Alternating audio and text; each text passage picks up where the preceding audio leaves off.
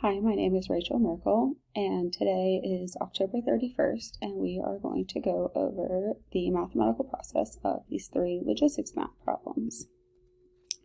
So we will start with the first one, where our beginning x value for our standard logistic math formula, which is f of x equals rx times 1 minus x.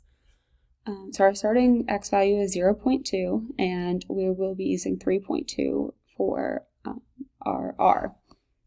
So we started with making a spreadsheet to find the first 49 iterations of this sequence. So we put in at the top our starting values and our formula. So we can see at the top that we multiplied 0.2 times 3.2 times 1 minus 0.2. So we can see by looking at these 49 values that this sequence does not converge into a single number, but we can see at the 15th iteration that a pattern appears, and the period is 2. It has 2 values that repeat over and over again indefinitely. So if we look over at the graph on the top, we can see that it produces a nice clean graph, and it is bouncing around between these 2 values.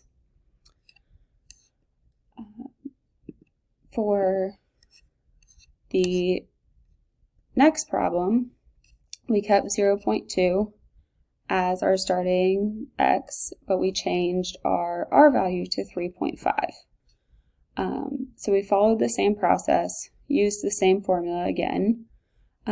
This time we once again did not converge on a single value. We can see that after 49 iterations, we did not reach one single value that it stays on. But we once again had a pattern appear at the 35th iteration. You can see it's highlighted in red. We had these 4 values that repeated over and over. So if we look over at the second graph, we can see once again it produces a clean graph, and it's bouncing around with these 4 x outputs that appear. For the final one, we followed the same process, once again using 0.2, but we changed r to 4. We used the exact same formula. And we can see by looking at the outputs for the first 49 values in the sequence that not only does it not converge on a single number, but no pattern appears. And the outputs appear relatively random all throughout the sequence. Some get quite large and some get very, very small.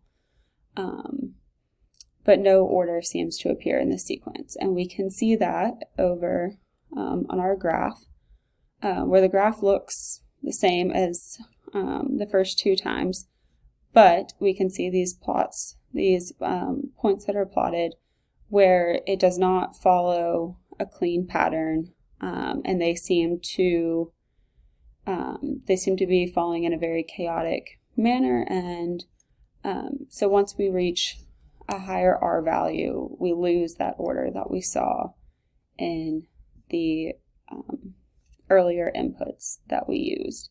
So even though we are using the same formula and we are not changing our inputs significantly, we are getting very different results each time.